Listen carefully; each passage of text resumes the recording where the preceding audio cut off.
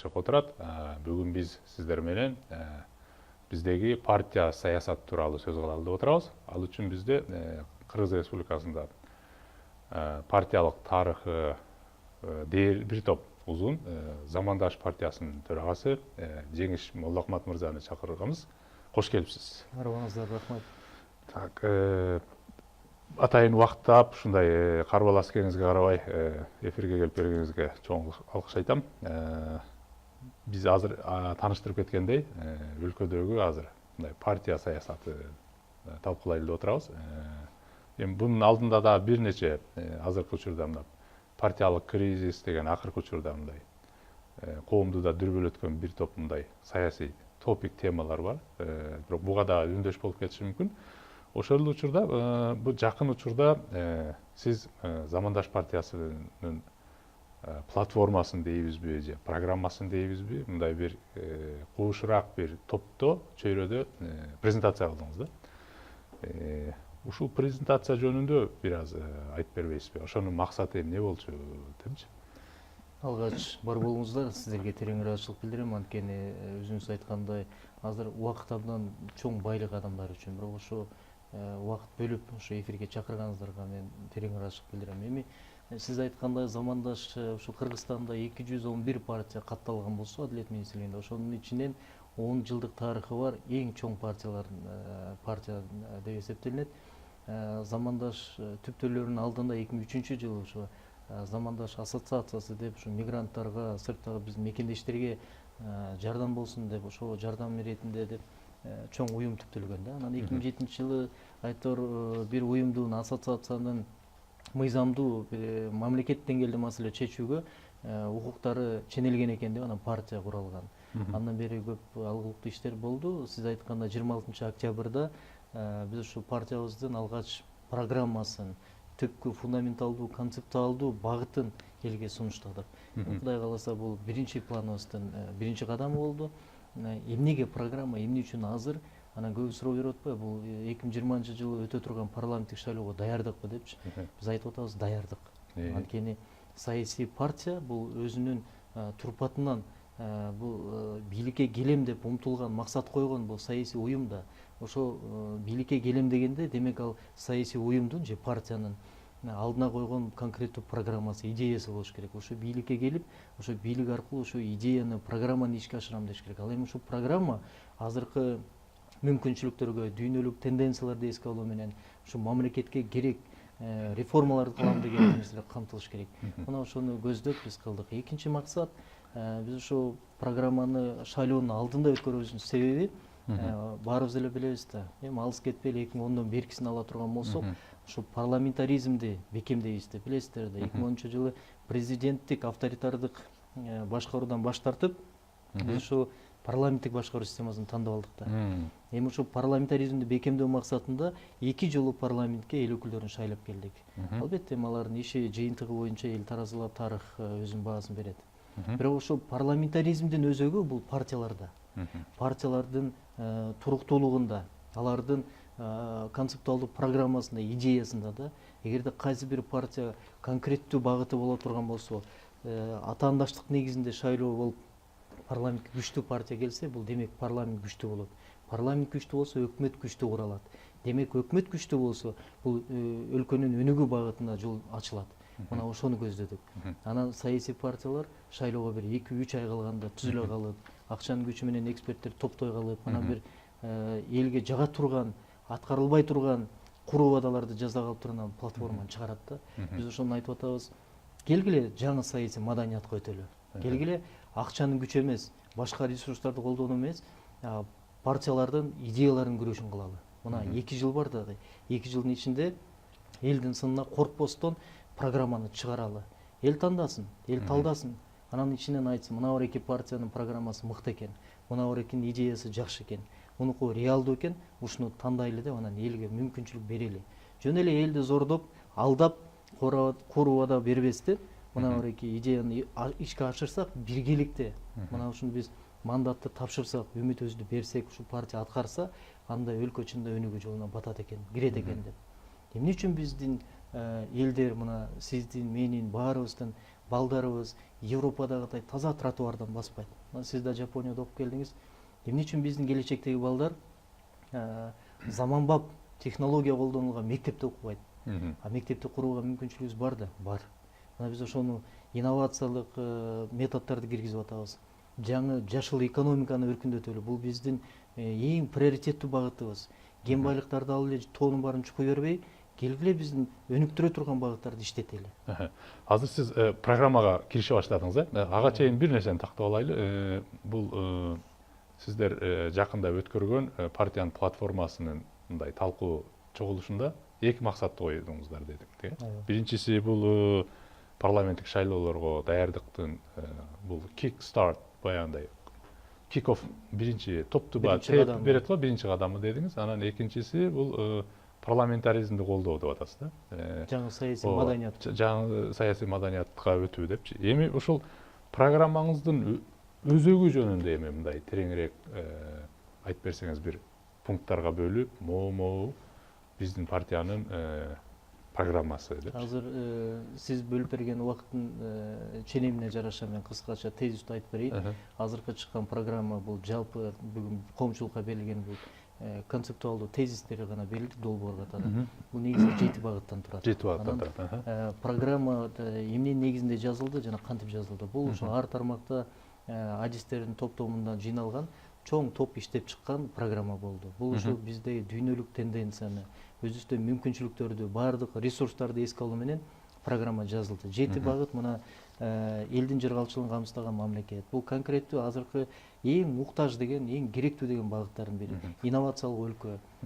Биз азыр дүйнөлүк тенденцияга жараша, дүйнөдө, ааламда болуп аткан кубулуштарга ылайыктуу инновациядан артта калбай, ошонун негизинде өсүш керек деген нерсе. Жашыл экономика.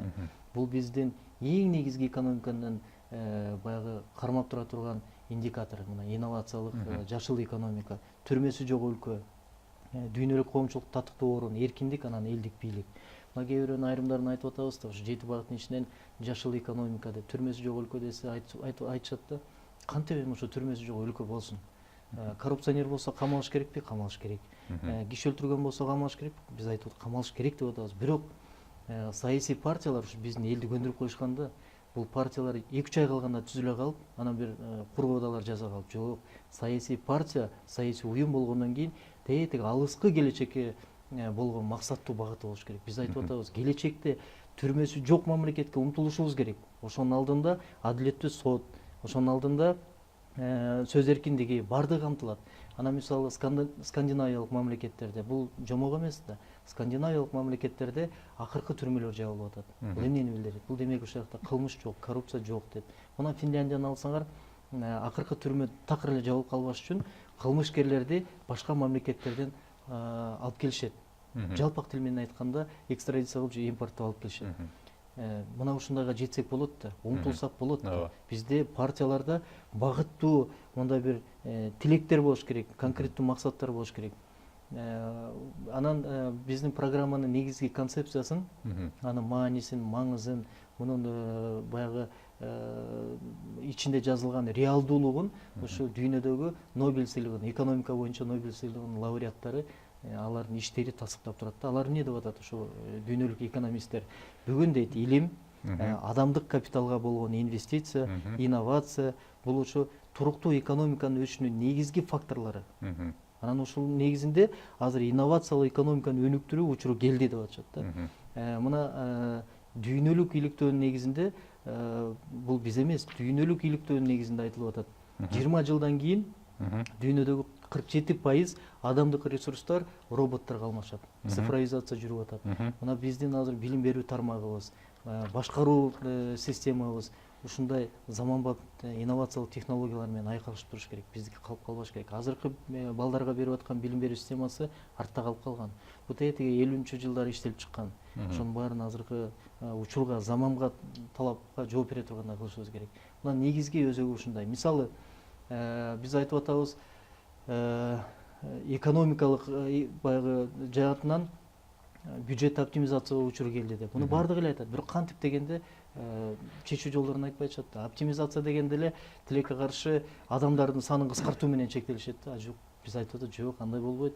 Бул ошо мамлекеттик бюджеттин чынында ашыкча чыгарчыларын жоюлу.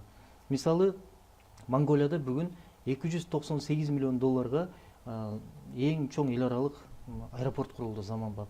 Ал жылына 1 миллион 700 миң адамды тейлейт. Ошол аэропорттун жанында 100 миң адамга ылайыкташкан шаар курулган. Бул ошо Монголиянын дүйнө жүзү менен байланыштырып турат. А бизде 500 миллион долларга пайызы наркы менен кошкондо Бишкекти бир 2 качолду жамап модернизация деген атка кондурдук. Анын ичинен плоскогубусын 600 долларга сатып алдык. Демек бизде акча тапсак болот экен да, мүмкүнчүлүктөр бар. Болгону приоритеттүү багыттарды туура коюп, анан алынган кредит, грант, бюджеттик каражаттарды максаттуу, эффективдүү пайдаланыш керек. Мына ушуларга келтириш керек. Мисалы дагы бир мен далил катары айтып берейин. Бүгүн улуттук энерго холдингде болгону 48 кызматкер иштейт. Бирок айлыкка кеткен гана фонд 49 миллион сом. Ошондо элестетиңиз, ар бир кызматкер жок дегенде 1 миллион сомдон жылына алат. А биздин мугалимдер 5 миң сомдон алат. Эми ошонун пресс катчысы гана 120 миң сом алат экен. Элестетип атасызбы? Ошол эле учурда сыртка чыгып келүү боюнча мына бюджетти карап көрдүк. Сыртка чыгып келүү мына былтыркы жылы 698 миллион сом кеткен экен. Быйыл 600 миллион кеткен экен. Эмне натыйжа чыкты?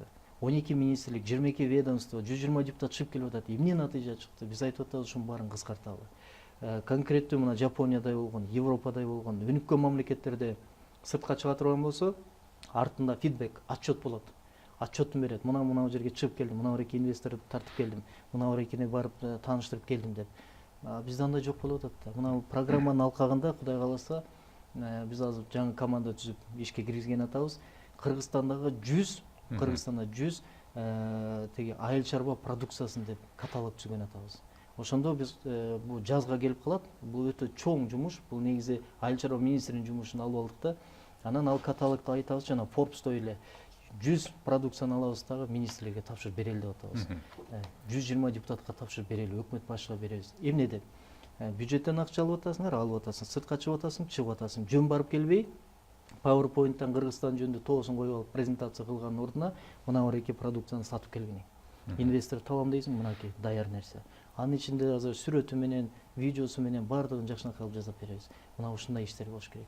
Негизги маңызы программа ушунда. Негизгиси ошондо. Ошондо мындай сиздин жалпы мындай берген маалыматыңызга караганда идеологиялык жактан кандай десем, Биз социалисттик партияга окшош, бирок ошол эле учурда инновация деп айтып атасыз, адамдык капиталга, жашыл экономика деп атасыңар, агрардык дагы аспекти мындай эске алынабы? Ошондой идеологиялык жактан кайсы жакка өзүңөрдү кошосуңар? Негизи сиз айткандай идеологиялык жакта негизи дүйнөлүк партиялар 4 багытта болот эмеспи? Оңчулдар, солчулдар дегендей, либералдар, демократтар. Себеби дегенде азыр өзүңүз айтып кеттиңиз, бизде программа 7 багыттуу программабызды мындай эксперттер жазып берди деп айтып атасыздар да. Негизинен Замандаш партиясы дегенде көпчүлүк учурда бул Богатыревду эске алат да.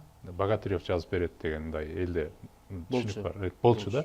Азыр ошондо 4 идеологиялык багыттын кайсы жагына? Бул эми сиз айткандай дүйнөлүк бекиген 4 негизги багыттар бар. Андан кийин аны бөлгөндө либералдар, анан азыр правыйлар, ультраправыйлар деп бөлүнүп кеткен да. Анан негизги 4 багытты баардыгы азыр дүйнөдө мындай бири-бири менен аралашып калган. Азыр таптаза жок. Айкалышып калган. Таптазасы жок. Таптазасы жок азыр. Мүмкүн эмес азыр. Мүмкүн эмес. Ошондуктан биздин замандашты биз элдик партия деп элдер өзү атаганда элдик партия деп атабыз. Ичинде баардыгы камтылган. Ичинде мисалы социалдык мамлекет болсун деп атабыз. Анткени элдин жыргалчылыгы камсыздаган мамлекет. Ошол эле учурда замандаш карапайым элдин кызыкчылыгын, укугун коргой турган партия деп атап атабыз биринчи милдеттерден. Экинчиден ошол жерден эле инновация кетип атат. Эркиндик, сөз эркиндиги, бул демократия кетип атат. Ошол эле учурда консервативдик көз караштар бар. Ал жерде мына туруктуу иштеп аткан системаны, эгерде иштеп аткан система боло турган болсо, аны ууратып, кууратып, жок кылбастан ошону кайра өркүндөтөлү деген нерселер бар. Башка айтканда баардык идеологиялык багыттар камтылган. Эми айтарым, биздин мамлекетте 80ден ашык улут бар. Эгерде кайсы бир идеологияны мындай так кесе бекитип ала турган болсо партия, ал партиянын иши жүрүшпөйт жана туура эмес багытта болуп калат. Анткени буякта диний көз караш, улуттук көз караш, өңү түсүнө карабай партия баардыгын бириктирген күч болуш керек. Мына ошон үчүн саясий партия деп аталат. Анан партиянын бул программада негизги бекиген багыты бул азыр заманбап инновациялык нерсени киргизип атабыз. Анын ичинде мына жашыл экономика, инновациялык өлкө, дүйнөдөгү туруктуу орун, анан түрмөсү жок өлкө деп атабыз, эркиндик. Бул негизги эң керектүү муктаждыктар чече турган багыттар. Эми ушунун ичинде мен айтып кетейин, 7 багыттын ичинде дагы майдаланып бөлүнөт да подпунктлар. Анын баардыгын азыр мына балдарыбыз дайындап, анан Кудай кааласа жаздан баштап ар бирөө боюнча таркатып элдерди тааныштырабыз. Мен ойлоп атам, бул эмки жылдын жайына чейин биз толугу менен аймактарды кыдырып, ар бир айылга кирип, жолугуп тааныштырабыз. Эң сонунда Богатырев боюнча кеп кылбадыңыз. Буга да мен жооп берип коеюн, өтө орчундуу маселе.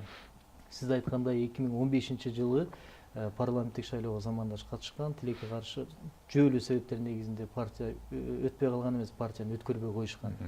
Эмненин негизинде? улутчул партия деп ошондо мындай программа түзүлдү эле. 2013-жылдын аяк жагында, ошол парламент шайлоого 1,5 жыл калганда, сиз атаган Богатыревдин командасы, Фарид Ниязовдун тапшырмасы менен, анда биз партияда эмес болчубуз. Фарид Ниязовдун тапшырмасы негизинде Богатырев командасы менен замандашка келет. Ошол жерден негиздөөчүсү Өмүракунов Муктар Сүйүнәлиевичтин баштапкы идеологиясын талкалашкан, уставды алмаштырышкан, ошол жерден жаңы программа иштеп чыгышкан. Анан жалпы идеологиясын алмаштырып туруп, замандаш улуттук кайра жаралуу партиясы деп улутчул партия кылып киргизген. Мына ошондон баштап бул партиядан ошол шайлоонун алдында көп улуттун өкүлдөрү чыгып кеткен. Мына ошонун негизинде программаны жактырбай көп адамдар чыгып кеткенге туура келген. Анан шайлоого катышты, анын курамында мен болдум. 16-жылы биз кетип атканда замандаштан сунуш түштү, ушуну бир карап бергиле деп. Анан биз шартты койдук. Замандашты карап иштетебиз, бирок бир гана шартта. Биз замандаштын идеологиясын түпкү баягы биринчи булагына алып келебиз деп. Анан съезд өттүк, Кудай кааласа мына мартта өттүк, 17-жылы. Съездин чечими менен протокол негизинде бекитип алдык. Ким гана келбесин, кандай гана болбосун, замандашын түптөлгөн биринчи фундаменталдуу идеясы өзгөрбөш керек деп. Анан ошонун негизинде мына 7 багыт деп жаңы заманбап программаны алып келдик. Бул боюнча 15-жылы мен айткандай ошо замандашты парламентке өткөрбөгөн күчтөр келген, талкалашкан ичинен. Ошол негизинде партия өтпөй калды. Ошол бирок азыр андай немелер жок. Азыр Кудай кааласа ар тармактан адистерди чогултуп, жаңы күчтүү команданы бүгүн чогулта алдык. Мындай бир жигердүү команданын ичинде адамдарыбыз бар. Ошон биз баягы жаш анан улуу деп, анан аял эркек деп бөлбөйбүз. Ким тажрыйбасы бар, билими бар, ким мамлекет кызмат кылам десе, ошонун баары бар. Буюрса мына программаны жазып берген адамдар күчтүү болгондон кийин, демек программа ишке ашат. Мен ошол программаны чыгарып атканда, бул саясий кеңештин чечими менен чыгат да. Ошо бир кооптонуу болгондо, эл кабыл албай койсо кандай болот? Бир мындай бир негативдүү бир реакция болсо кандай болот деп. Анан биз ойлондук. Биз эмне үчүн коркушубуз керек? Биз тескерисинче элдин сынына коелу. Ушу биздин багытты. Элдин сынына коюп, эл талдасын, анан эл ошо баасын берсин. Биз элдин батасын алалы да, партиялар. Акчанын күчүнө салбай. Анан эл айтат, мына жериңер жакшы экен, мына жериңер кошуп койгула дейт. Биз кошобуз да кийин съездде бекитип алабыз. Негизи мына тарыхка кайтып көрсөк, замандаш деген партия негизинен мындай мигранттардын партиясы деген башында мындай бир имидж бар болчу да. Өзгөчө Раматтылык Өмүракун мурда негиздеп жүргөндөн кийин анан каза болуп калды. Кийин ошондо кандай десем, Өмүракунов мырза менен азыркы замандаштын учурундагы партиянын ортосуна кандай мамиле бар азыр? Абдан чоң. Жеке мен үчүн мен ошо съезд партияга лидер кылып шайлаганда, мен өзүм ошо съездин алдында да сөз бергем, ошол жактан да сөз айткамда, мен үчүн чоң 3 жүк бар. Биринчиден бул Муктарбек Өмүракунов Сүйүнәлиевич деген ат бар. Экинчиден замандаш деген партия бар. Үчүнчүдөн бул ушу мамлекеттин алдына кое турган чоң иштер бар депчи. Анан Муктар Сүйүнәлиевич мен ушу коомдук саясий ишке алып келген адамдардын бири. Муктар Сүйүнәлиевичтин өзүнүн мындай тарбиясын көрүп, жакшы насааттарын угуп калган. Анан азыр принципиалдуу түрдө биз желекти замандаш деп көтөргөндө демек бул Муктарбек Өмүракунов тирүү деген белги. Анткени адам өлсө да жасаган иш өлбөсүн деген кыргызда жакшы сөз бар да. Мына ошол принципте иштеп атабыз. Канчалык биз замандашты жогору көтөрүп, канчалык жакшы элге кызмат кыла турган болсо, Муктар Сүйүнәлиевичтин башында баштап кеткен иши текке кетпейт деген нерсе болуп атат да. Анан сиз айткандай, ооба, бул 2003-жылы жана ассоциация түзүлүп, 2007-жылы партия түптөлгөндөн кийин бул мигранттардын курамынан чыккан партия болгон. Мигранттар ошо иштеп жүрүп, ошо мигранттарга жардам берели деп башында баштап идея болгон. Анан бүгүнкү күнү деле ал ажырагыс нерсе. Себеби замандаш дегенде бүгүн жалгыз Кыргызстанда замандаш деген партия мигранттар менен тыгыз иш алып барган. Анан биз мындай бир багытты өзгөртүп атабыз да, мигранттар менен иштөөдө. Эгерде мурун ар бир мигрантты көйгөйүн чече турган болсок, ал мүмкүн эмес экен. Саясий партиянын ресурсу да жетишпейт, убактысы да жетишпейт. Ошон үчүн системдүү иш кылыш керек экен. Мисалы, жүк 200 боюнча биз айтып атабыз, мына парламентте жакында каралат, Кудай кааласа өтүп калса, жалпы жүк 200 боюнча Россияда маселе чечилет. Бул ошо мигранттын өлүмүн камсыздандыруу, страхование. Ошону киргизип алсак, нормалар бар экен, мыйзамды өзгөртүп, мамлекеттик деңгээлде камсыздандыруу компаниясына бул милдетти жүктөсөк, бүгүнкү күндө каза болуп калса, сот четте отуруп алып, акча издеген маселе жабылат. Анан сөөк келбей калат деген жабылат. Ошо компаниялар алып келет. Мына ушундай пенсиялык фонд боюнча каралып атат азыр. Жана укуктук маселелер боюнча каралып атат. Анан биз айтып атабыз, негизи эле мигранттарды бир эки эле учурда эстейбиз да. Бул качан мигранттар ушу акчаны которуп мекенине, анан ички өндүрүмдү жогорулатканда, булар укмуш деп мактап калабыз. Экинчиси бул шайлоодо. Шайлоодо мигранттардан өткөн бийик адам жок. Шайлоо бүткөндөн кийин булардын шору булардын колунда болуп калат. Ошон үчүн биз айтып атабыз, келгиле мына замандаштын катарынан орун бош берели. Мигранттар келсин, жөнөкөй адамдар келсин, ар бир тармактын өкүлдөрү келсин. Мына мигрант келип парламентке мандаты менен өтсүн. Эгер элибиз колдоп берсе, ошол мигранттын жоон териси менен сезген маселесин мигранттан башка эч ким түшүнбөйт да. Анан ошол мигрант өзү келип туруп ошол маселени көтөрсүн. Бийликте бол ошо өзү чечсин, мигранттар менен тыгыз байланышсын деп атабыз да. А жок, мындай мигранттарды колдойбуз деп коюп, сыртта карап туруп анан добуш алгандан кийин бурулуп кетиш, бул биз үчүн эмес. Анан дагы кийинки суроо, азыр ошо мигранттар жөнүндө сөз кылып калдык. Оюмча менин түшүнүгүмдө силердин партияңар арийне мигранттар менен иштейт деп ойлойм, сөзсүз. Сиздердин электоратыңыздардын да бири деп ойлойм. Анан былтыр президенттик шайлоонун алдында азыркы президент Жээнбеков мырзанын колдоо шайлоо кампаниясында колдоочу топтун арасында жүрдүңүз да, телевизордон аркасында отуруп көрүнүп калдыңыз. Президент менен кандай мамиледесиз? Президенттик шайлоо ал киши менен каяктан жүрүп тааныш болуп жүрөсүз? Президенттик шайлоодо мындай жанагы топтордун бирөө болгон жокпуз. Ошол топтордун негизги күчү болуп бердик да. Президенттик шайлоодо муну мен ачык айтканда, президенттик шайлоодо ошол кезде кандидат Сооронбай Шариповичтин менин ишенимдүү адам болгон. Андыктан ошо жана массалык маалымат каражаттарына чыккан айтор аймактарды кыдырып эл менен чогуу жолугуп жүрдүк. Мамилем жакшы, бирок айтарым, суроо беришет да, ишенимдүү адам болгону демек замандашка тиги колдоосу бар да депчи. Көз карашы кандай, а кишинин өзүнөн сураш керек. Аны мен айта албайм. Ал эми партияга тийиштүү. Партияга эч кандай тиешеси жок. Себеби партиянын 10 жылдык тарыхы бар. Салыштырмалуу азыркы парламентте отурган айрым парламенттик фракцияларга салыштырмалуу шайлоого 2-3 ай калганда түзүлө калып киргендерге. Партиянын 10 жылдык тарыхы бар, өзүнүн саясий кеңеши бар, өзүнүн съезди, чакырылган баягы тобу бар дегендей. Президенттин ишенимине кантип кире алдыңыз дейм да ошо. Эми алы азыр деле эстеши оор.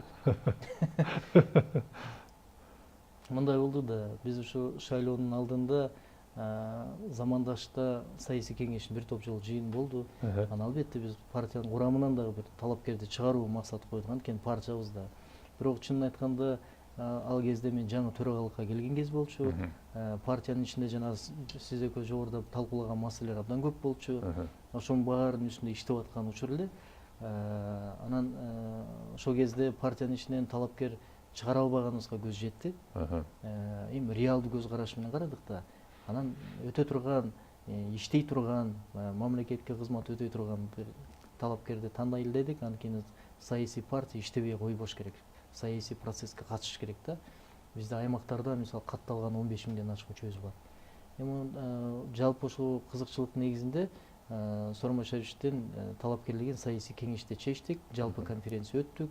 Анан ошондо анан протокол менен жалпы партия ушул кандидат тандайбыз деп чечим кабыл алдык. Ошонун негизинде анан мен өзүм кезиктим. Анда штаб болчу, талапкер болчу. Иштешип кеттик. Мен ишенимдүү адам болуп дайындалгам.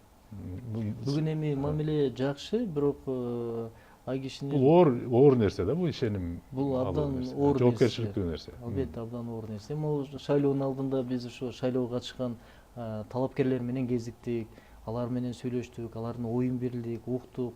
Бул мен үчүн партиянын төрагасы катары өтө маанилүү нерсе болчу. Себеби партия саясий күрөшкө катышканда ал албетте мындай мамлекеттин кызыкчылыгында ар дайым болуш керек да. Анан ким гана эңсебейт, партия жеңиште болуп туруш керек дегенде. Тандоо өтө оор болду. Биз бир эле гана маселе койдук, ким татыктуу деп. Ошонун негизинде чечим кабыл алдык. Азыр эми могу Замандаш партиясы мына азыр өзүбүз деле айтып кеттик, структурасы дагы бардык аймактарда бар, тарыхы да узун депчи. Эми оюмча өлкөдө баары эле билет сиздердин партияны. Азыр мына биздин партия саясатыбызга азыр кайтып келе турган болсок, өлкөдө акыркы учурда мындай бир кандай десем, саясий маданиятта бир мындай бир кандай десем, бир кызыктай окуя болуп отурат да. Бийликтеги партия, социал-демократтар партиясынын ичинде мындай ажырым пайда болуп, анын лидери бир пенсионер киши, мурдагы президент киши. Партия өзү парламенттин ичинде болгондо дагы коалициянын негизги өзөгүн түзгөн партия болуп отурат. Анан кийин ал жерде бирок лидеринин күчү жок болуп, бүгүн кечээ партиядан да чыгарылып кетти да. Мындайча айтканда бир кандай десем, бир жагымсыз саясий маданият орноп аткандай да өлкөнүн ичинде. Себеби дегенде негизи парламенттик башкаруу өлкөлөрдө негизи партиянын лидери деген ал парламенттин ичинде отуруп, болгондо дагы эгер ал коалициянын башында болсо, ал премьер-министр болуп отуруш керек да, негизичи. Парламенттик республика дей турган болсок. Бирок бизде таптакыр башка картина болуп, бүгүн мындай нерсе болуп атат да. Бул эмнеден кабар берип атат? Сиздин бааңыз? Парламентаризм өнүккөн, ушул башкаруу системасы баягы бекиген мамлекеттерде, бул өнүгүп аткан мамлекеттерде, негизи парламентаризм бекиген мамлекеттер бул 55 мамлекет деп эсептеп жүрөбүз, 50ден ашык. Бул ошо өнүккөн мамлекеттер экен. Ал эми президенттик, бул авторитардык, бул же өнүгүп келаткан, же өнүкпөгөн мамлекеттер да. Парламентаризм бекиген мамлекеттерде жалпы системада мындай. Биздин конституцияда ушундай бекиген, бизде ушундай да нормалар каралган. Эгерде партиянын төрагасы болсоң, парламенттик шайлоого катышып утуп келсең, сен фракциянын лидери болуп каласың. Фракциянын лидери болуп каласың. Эгерде сен төрагалыкка барсаң, же премьер-министр, өкмөт башчысына барсаң, сен партиядан чыгышың керек болот. Анткени бул мамлекеттик кызматка бараткандан кийин чыгышың керек. Демек сенин партияңда башка бирөө төрага болуп шайланат. Мына социал-демократтарда так ошондой болгон да. Болгон деп мындай формалдуу кагазда айтылган да. Чынында сиз атаган эле Алмазбек Атамбаев Шашенович өзү лидер болуп жүрдү да партияда, формалдуу эмес. Ал башкарып жүрдү. Эми азыр социал-демократтарда болуп аткан окуя абдан жагымсыз. Бул бир четинен жагымсыз, кереги жок нерсе болчу, бир четинен бизге сабак болду. Партияларга, коомчулукка, элге сабак. Демек, партиялар да ойлонуш керек. Саясий кеңеш кандай курулуш керек? Партиянын түзүмү кандай болуш керек? Максаттарды кандай коюш керек деп. Мына азыр сиз атагандай экиге эмес, партия менин оюмча 3-4кө бөлүнүп кетти да. Фракция өзүнчө, партиянын лидери өзүнчө, саясий кеңеш өзүнчө, анан партиянын мүчөлөрү экиге бөлүнүп калды. Атамбаев жок СДПК, анан Атамбаев бар СДПК деп бөлүнүп алышты. Бул жакшылыкка алып барбайт менин оюмча. Чоң тирешти жаратат. Мына бүгүн да Иса Шенкулович да фракция лидери айтпады, менде реакция болот депчи. Демек, жаз менен биз күтсөк болот. Жаз менен күтсөк болот. Же социал-демократтар такыры жок болот, же социал-демократтар Атамбаев менен калат, же социал-демократтар жаңы чыгып аткан күчтөр менен болот. Бирок келечекте шайлоону күтүш керек. Шайлоодо эл тараза, эл тандайт. Саясий лидерлер кандай чечим кабыл албасын, кийинкилерде эл добушун берет же бербей коет. Анан бирок бул жаман жери мындай да, социал демократтар бул парламентте көпчүлүк коалицияны кураган, анан көпчүлүк менен келген фракция болуп отурат да. ооба. Демек өкмөттү ушул фракциянын күчү менен келип анан тандалып анан өкмөт дайындалып атат да. Эгерде көпчүлүк коалицияны кураган парламенттик фракциянын ичинде анан партияда эки ажырым болуп сүйлөшүү болбой ичинде талаш болуп аткан учурда анда өкмөттү ким карайт, өкмөттүн ишине ким жооп берет, өкмөттүн ишине ким баа берет, мына маселе ушунда. Эртең өкмөттүн иши боюнча отчету келгенде кемчиликтерин айта тургандагы тарап керек да. Социал демократтын кимисинен сурайбыз, же лидеринен сурайбызбы, же фракциянын лидеринен сурайбыз, кимисинен сурайбыз. Азыр жакшы сөз айтылды да, сабак дегенчи. Негизинен мындай шайлоочу деген бул үлгү катары карап отурган да негизичи. Биз саясаттан кете алуу маданияты дагы бул өзүнчө бир үлгү болгон жакшы да. Себеби дегенде экс-президент президент Атамбаев министр десе министр болду, премьер-министр десе премьер-министр болду. Өзү айткандай миллионермин десе миллионер, мүмкүнчүлүгү бар, материалдык жактан да проблемасы жок. Хан болду десе хан болду.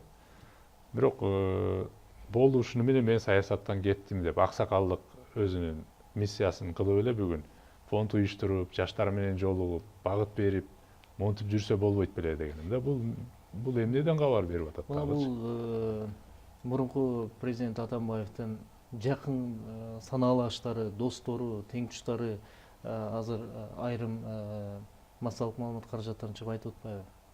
Так эле сиз айткандай, эми аксакалдык миссиясын аткарып койсо болмок да, партияны штаб кетсе болмок, бирөөгө өткөрсө болмок депчи. Антсе болмок. Бирок эми бизде жана мен жогоруда айткандай пенделикпи же бул эмне? Бул пенделик бир четинен карасаңыз, бул жана биз жогоруда талкуулагандай партиялардын эптеп бийликке келүү умтулуусу, кайра бийликти эңсөөсү, кайра бийликке келип ошо мүмкүнчүлүктөн пайдаланып кайра байлыгын топтоосу, сиз айткандай миллионер болуусу, мына ушул болуп калды да. Башкача айтканда партиялар бул акционердик коомго айланып калды да. Мына биз эмне үчүн могу программаны 2 жыл калганда чыгарып атабыз да? Так ушундай маселелерден үлгү болсун. Саясий айдыңда жаңы бир форматта иштейли, жаңы маданиятка кирели. Токтотолу мондай бир кыска мөөнөттүү кызыкчылыктардын артынан ээрчибей, чоң идеяларды багындыралы, чоң программаларды, багыттардын артынан түшөлү деген максат болду да. Анан мен ишенем, анткени биздин элибиз өтө көрөгөч, өтө күчтүү кылымдарды карыткан элибиз таразылап баа берип азыр тажап калды. Чынында эскилерден тажады, жана сиз айткандай ички иштерден тажады да. Анан мындай бир жаңы багытта, жаңы көз караш, инновация, жаңы командалар, жаңы кандардын келишин эңсеп аткан кез да. Мына ошолорду чыгарып элдин тандоосуна беришибиз керек. Мына айтып атабыз да, келгиле, кыйынсыңарбы, күчтүүсүңөрбү, атаандашалы, күрөшөлү, чыгаргыла идеяңарды, программаңарды, айталы, экономиканы кантип көтөрөбүз, социалдыктарын кантип оңдойбуз, тышкы ички саясатты кантип жөнгө салабыз, талашалы, тартышалы, эл көрсүн, баасын берсин, талдасын, анан тандасын. Эгерде коркпосо келет. Бул эми идеалдуу сонун бизде партиялык системанын идеалдуу модели болсо ошол жакшы болмок да. Программалар менен, идеологиялар менен атаандашып, анан шайлоого келгенчи. Бирок бүгүнкү кыргыз реалдуулугун эске алалы. Бирок карап көрбөйсүзбү? Мына сиз айткандай бул идеалдуу көрүнүш да. Ушундай болсо жакшы болот дегенчи. Ушундай эле нерсени биз могу презентация кылаардын алдында эксперимент катары көрдүк да. Демек болот экен да. Мына биз мындай кылдык да. Презентация жана партиялардын съезддеринде президиум коюп алып, 2 саат талкуулап, партиянын лидери чыгып алып, 1 саат түшүндүрүп, анан аксакалдарга сөз берип, 2-3 саат жөн эле кетет. Анан чапан кийгизип, бата берип, тебе кийгизме. Биз андай кылган жок. Биз 45 мүнөттүн ичинде бүтүрүп койдук. Кандай? Келдик, гимнди ойноттук. Шоу программаны 6,5 мүнөт кылдык. Анан партиянын программасын видео форматта, жаңы заманбап форматта көргөздүк. Ал бир 14-15 мүнөт болду. Аягында мына чыктым да 5 мүнөт сүйлөдүм, бүттү, ошо менен жаап салдым. Анан сиз айткандай баягы эски партократтар бар да, эми шек келтиргим келбейт, көнгөн адамдар арасынан алар таң калып, биз кагаз ала келгенбиз, речь сүйлөйт элек да дегендер болду. Биз айттык, болду эми. 20 жыл сүйлөп келдик. Азыр эң кымбат бул адамдын убактысы. Жебешибиз керек, сыйлашыбыз керек. Чакырдыкпы, журналисттерди чакырдык. Алардын убактысын жебеш керек. 41 саат дедикпи, 45 мүнөттө бүттүк, 15 мүнөттө фуршетин кылдык, узатып ийдик. баягы орустар айткан седование дегендей. Мына ушундай демек болот экен да. Биз коркпошубуз керекпи жаңылануудан. Биз азыр айтып атабыз да, программалардын көрүшүн кылалы деп. Буга келебиз, Кудай кааласа келебиз. Кантип дебейсизби? Мына айтып атпаймынбы, жайга чейин жаздан баштап аймактарды кыдырабыз, элдерди кыдырабыз. Ошондо элдерге тыгыз иштешибиз керек. Азыр саясатчылардын өзгөчөлүгү мурункулардан айырмасы эмне десеңиз, Facebook менен сүйлөшүп калдык. Интернет менен сүйлөшүп калдык да. Эл менен жолугуп түз бетме жолуккандар азайып кетти. Байкайсыз да. Биз ошону элдерди кыдырып, программаны түшүндүрүп, анан айталы деп атабыз. Чакыргыла партияларды. Башка партияларда келсин, көргөзсүн. Эгерде келе турган болсо, анан атаандаштып чыгалы. Шайлоо учурунда дебаттардын санын көбөйтөлү.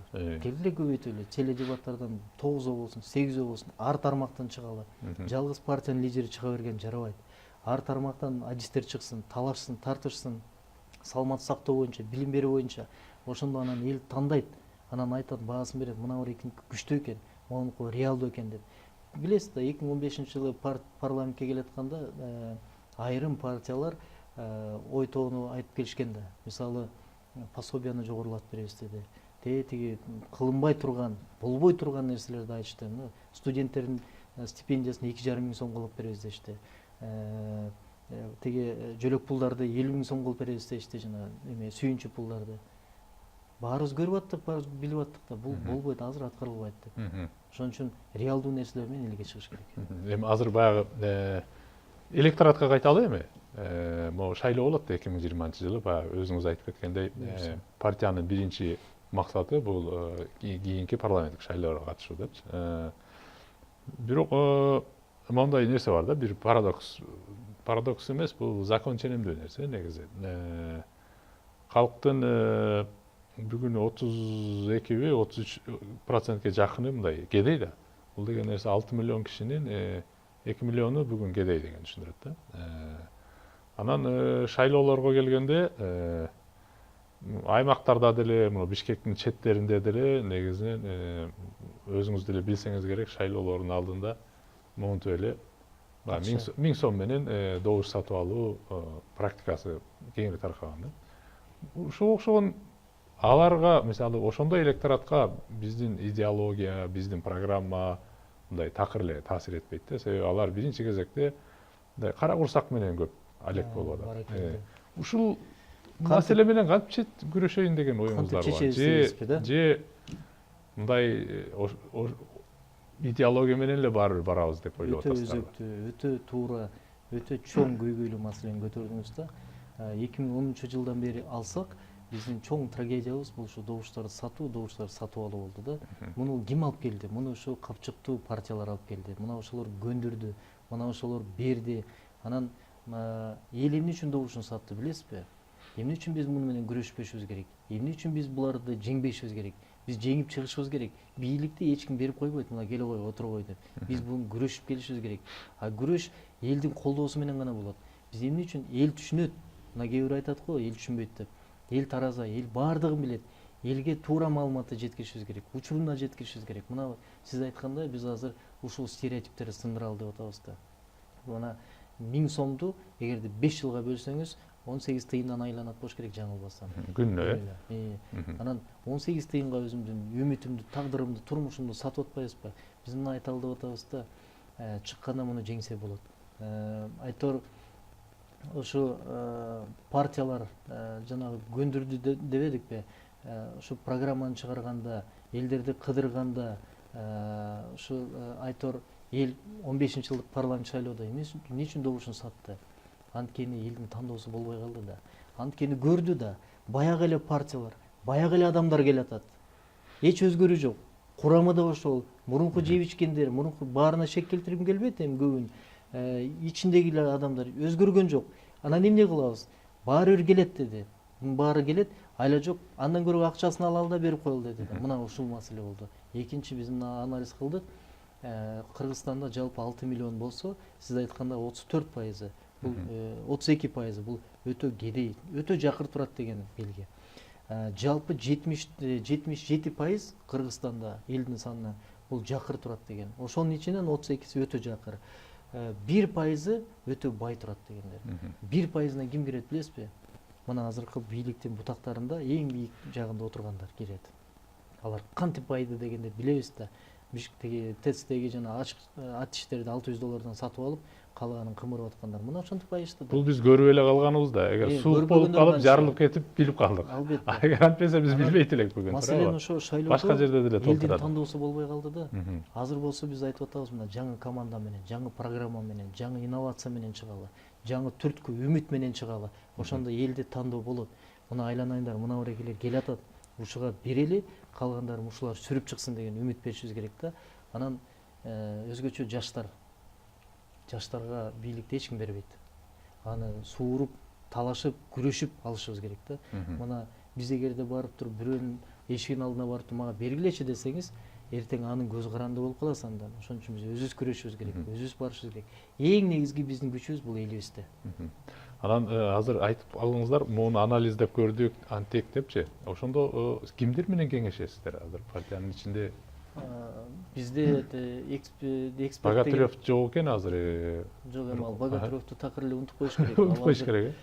Партияда да жок, ал деги эле каякта экени да белгисиз. Эми айтор, мына ошондойлордон алыс болуш керек да негизи. Биз келгенде, партияга келгенде эң принципиалдуу нерсе ошо партиянын ичинде тартипти орнотуу болгон. Анткени кайсы бир жерде тартип болбосо, ал өнүкпөйт. Мына тартипти киргиздик, Кудай буйрса бул жакшы. Экинчи жагынан багыттуу иштерди кылалык дедик. Ар бир кадамыбызда, ар бир ишибизде бир эле эмес, 2-3 максаттан болуш керек дедик. Ошол эле миграция багытын алып болсок, бир нече максаттар камтылган. Бүгүн биздин катарыбызда аксакалдар бар. Конкреттүү бөлүшө турган болсок, орто муун бар, жаштар бар. Мына алардын арасында тажрыйбалуу, билимдүү деп бөлүнгөн. Аппаратыбызды мурунку эски аппарат деп атабайбыз, биз секретариат деп атаганбыз. Мына ошонун ичинде иштеп келген, жеткен анын сезими, мына иштей алган адамдар. Анан сөзсүз түрдө бир тажрыйбасы 5 жыл, 10 жыл болуш керек деген бизде тартип жок. Бизде мындай иштей алам деген идиреги бар, жигердүү адамдар болсо, аларды өзүбүз алып келип үйрөткөнгө азыр аракет кылып атабыз. Буюрса жакшы, анан ар тармактан албетте биздин адистер, эксперттер бар. Өзүнчө эксперттик топ бар, аналитикалык бөлүм бар, медиа группабыз бар, мына ошолор азыр иштеп атат. Эми партия саясатына кайра кайталы. Муну 2020-жылы парламенттик шайлоо 2 жыл калды, өтөт деп ойлойм. Оюмча бул жолку шайлоого дагы көп эле кишилер катышат деп ойлоп атам. Канча партия өтүшү мүмкүн деп божомолдоп атасыздар? Эми кийинкисинде өтүшү өтө оор болот. Анткени босого дагы 9%ке өстү. Мурунку 7 болсо, азыр 9%га өстү. Мен ойлойм бир бул жолду деп мен көз карашым бир 4 партия өтүшү мүмкүн. 4 партия. 4-5 партия өтүшү мүмкүн. Бирок андан ылдый болбойт. 2-3 партия деген бул болбойт. Азыр бизге андай жарабайт. 4-5 партия өтүшү мүмкүн, эми ага аракет кылыш керек. Анан мен ойлойм, азыр 200 партия Кыргызстан үчүн көп. Мисалы, Кыргызстанда жалпы бир 30 миңден ашык мамлекеттик кызматкерлер, чиновниктер болсо, ошол эле Нью-Йоркту 15 миллиондук калкы менен болгону 52 эле кызматкер башкарып коет. Ошон үчүн мунун баары иргелип, анан бир чоң саясий күчкө айланыш керек да. 4-5 партия өтсө, бирөөнү замандаш деп койсо болот да, Болот эмес, биз чоң ишеним менен, Кудайым буйрса деп атабыз, көпчүлүк менен келебиз деген максат бар. Анан буга чейин замандашта бир принцип камтылып калган экен. Экинчи, үчүнчү, биз азыр айтып атабыз, биринчи болуш керек. Партияда ушундай максат болуш керек. Көпчүлүк менен келебиз. Өкмөттү биз курайлы. Өкмөттүн ишин биз жүргүзүшүбүз керек. Жалпы экономиканы көтөрүш үчүн мына азыркы түзүп аткан реформаларды, программаларды биз ишке ашырышыбыз керек. Калган партиялар жардам бере турган партиялар. Анан албетте оппозициялык фракциялар болуш керек. Ансыз болбойт. Аларга эркин болуш керек. Сөзүн, үнүн эркин жеткире алгандай болуш керек. Мына ошондо өнүгүү болот.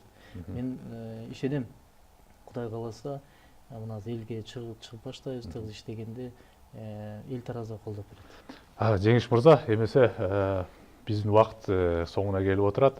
Бүгүн келип атайын ушу Замандаш партиясынын тегерегинде да бир топ сөздөр болуп жүрдү эле. Ошол учурда анын өкүлү катары сиз дагы партия системасына, өзүңүздүн партияңыз жөнүндө да бир топ мындай суроолорго жооп бердиңиз. Оюмча көпчүлүккө кызык болду деп ойлойм да.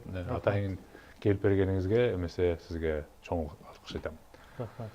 Урматтуу көрүүчүлөр, эмесе биздин улус төр жана турмуш көрсөтүүбүздүн кийинки чыгарылышы соңуна келип чыкты. Бүгүн биз Кыргыздагы партия саясаты тууралуу сөз кылдык. Ал үчүн Замандаш партиясынын азыркы төрагасы Жеңиш Молдохматов мырза болду. Эмесе кайрадан көрүшкөнчө, сиздер менен кайра баштайм. Жакшы отуруңуздар.